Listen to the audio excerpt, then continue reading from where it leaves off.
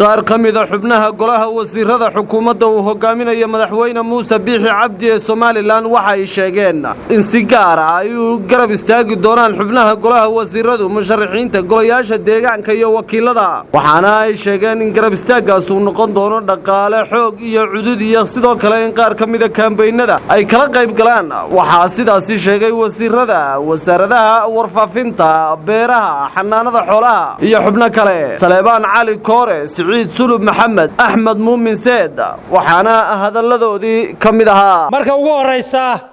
maanta waxaad soo gasheen xisbi gaamuray oo ka dhiiladhaansaday inuu mucaarad soo noqdo muddo 9 sanadood waxaad kaloo ku soo biirteen xisbil xaakim 10 sanadood ay wax u dhaafeen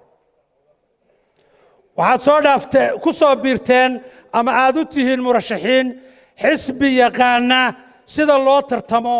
iyo sida loo kala helo codka iyo sida la isu maamulo iyo sida loo wada shaqeeyo iyo sida qofka ka soo horjeeda la isaga celiyo xisbi intaba yaqaana yaad ka sharaxantiin waxaa idin hor fadhiya golihii wasiirada oo uu madaxweynuhu xukumo oo mandate-ka aanu haysanno ay qayb ka mid tahay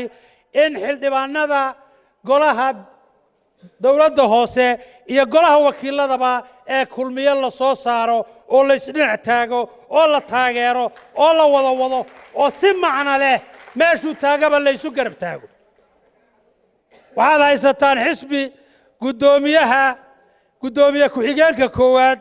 iyo ka labaad iyo ka saddexaad iyo xogayaha guud iyo wixii alla ku daro kaleba ay diyaar idin yihiin inay idin taageeraan iyo golayaasha halkan fadhiya golaha wasiirada nin kastoo wasiira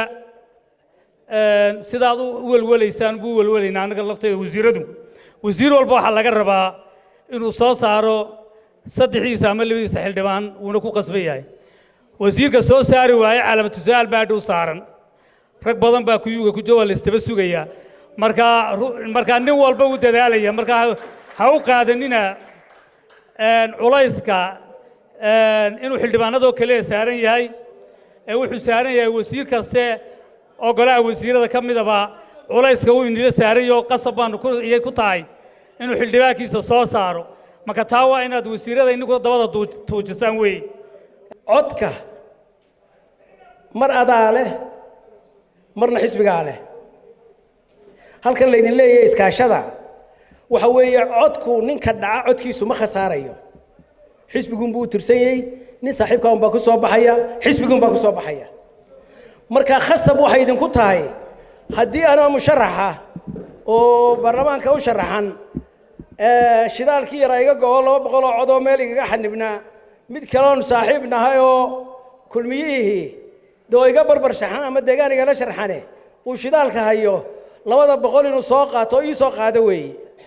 waxana laga yaabaa 200 ka dambe inuu u aayaba oo kan codkiisba ka gaabto dabeedna kan kale u aayo ayaa laga yaabaa inkastoo la filayo in ay bilaabanto ololaha doorashooyinka golayaasha deegaanka iyo wakiilada balse xisbi xaakimka kulmiye waxa uu si weyn u kaambeyn gareynayaa sidii uu mar kale u noqon lahaa in majority-ga amba inta ugu badan uu heli lahaa mudanayaasha golayaasha wakiilada iyo deegaanka waxaana ay sheegeen in hanti naf iyo maalba ay ku bixin siday u qabsan lahaayeen inta ugu badan golaha wakiilada iyo deegaanka dalka kala duwan waa Maxamed Cali Xaashi telefishinka badda cas magaalada Hargeysa.